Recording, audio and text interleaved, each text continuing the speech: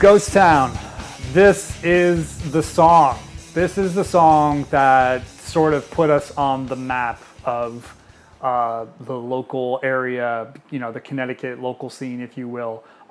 This was definitely the first song that we did that we played it live, or we played the recording to people and they were like, oh yeah, this is a great song. Just that dun dun dun opening just is so, I don't know, for some reason it really was iconic. Like people like immediately attached to it. I don't know, it's just got such a strong opening, and just like it's heavy but melodic and angry but still poppy, and it's weird but still structured normally. It hit all the right notes, and it was the first song that we ever did, I feel, that really hit all those right notes.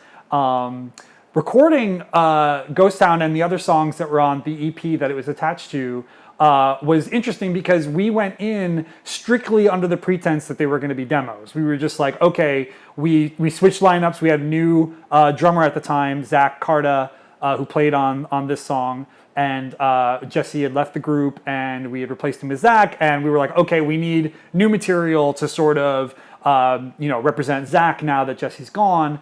And we were just like, okay, let's just go to like somebody's home studio and just bang out some tracks so we have like a reference point that we can work with, and then we'll record them professionally later. So we went to this guy's house. I think Zach was the one who actually found this guy, and he was like, I have a friend or whatever, let's go to his house and do this recording. So we did, and he had a really great setup. I mean, it was, lo-fi and, definitely a home studio setup, but he did a great job. And at the end of it, when we had the songs done, we were like, holy shit, like these songs actually sound really good. And we ended up just not ever re-recording them.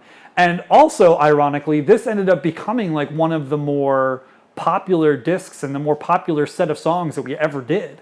I think that a lot of people that I talked to, they put this up there as being one of our best releases.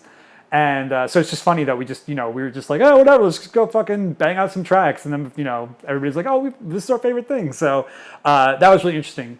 Anyway, Ghost Town sort of put us on the map. And the big local rock radio station of the time in Connecticut was Radio 104, which still exists now, but is different than it used to be. And Radio 104 had a local show that they played. I believe it was like Sunday nights at like 9 or something like that. It was late on a Sunday, and they would only play local music for like 2 hours or something. And we got our track put into this local rotation. We had sent in the disc to the DJ or whatever, and he played it, and we got a lot of great response, not only from the listeners, but from him. And he was like a big supporter of us. He played, from that point on, he played doublethink songs like all the time in his show. And he got us a couple of really big shows, including a show at Six Flags, which was awesome. It's just, he gave us a lot of hookups, and he was really cool. Anyway, the disc itself, this is actually a really interesting story about the song. So the disc itself must have ended up in like the rack of this radio station at one point. And years later, a completely different lineup of the band recorded, it was years later. Somebody, a friend of ours, contacted me and said, Scott, I just heard Ghost Town played in the background of this radio ad. It was like an ad for a local business of some kind. And he was like, when did that happen? What's going on? And I was like, I have no idea. And we would never, maybe not never, but we certainly at that point would never have given over one of our songs for a commercial purpose like that. So we were really weirded out. So we contacted our manager at the time, and he contacted the station, and they said that they must have just grabbed it off the rack and assumed that it was free to use and nobody would care.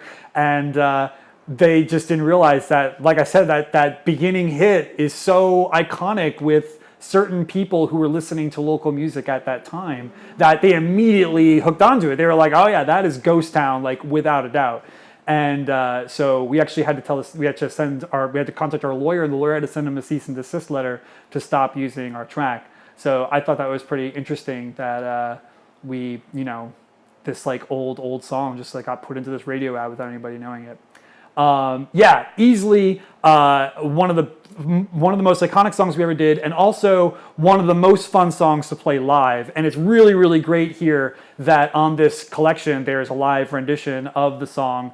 It's not a live rendition with the original lineup. The live rendition is Jeff on drums and Steph on bass, but it was around the time that a little bit after the time that Zach had left the group. So yeah, just awesome song to play live, and this live rendition is just off the hook. Just messy, sloppy, noisy rock and roll, just great. So I think it's really cool to have both of the tracks on the studio version and the live version to give you an idea of just how powerful it could be live, and also how great of a live act the band really was. And that's a recurring thing that I'm probably going to mention a bunch of times in these videos, just about how how the songs really came together when we play them at an audience, and how doublethink at its core was a live band. I mean, we made some great recordings, don't get me wrong, but all of our best stuff ended up being what we did on a stage. And this song is probably the granddaddy of them all when it comes to great live tracks. The song is about this relationship that I was in at the time, and how frustrating it was that we couldn't seem to communicate about anything without getting into like big fights. And so the song is kind of tongue-in-cheek. It's really angry and loud, and it's very clear that I'm very upset in the song. But at the same time, the song's lyrics are kind of a joke in that it's more about me saying like, oh, you're saying this? Well, how about this? And sort of having this throw back and forth about the whole thing. So yeah, very interesting song. Great song. Definitely one of my absolute favorites. Hey everyone, this is Scott from Doublethink. Is this one of your favorite songs? Leave a comment about it below. I hope you're enjoying these track-by-track videos for all the songs on the new collection of Doublethink music called Keep the Wolves at Bay.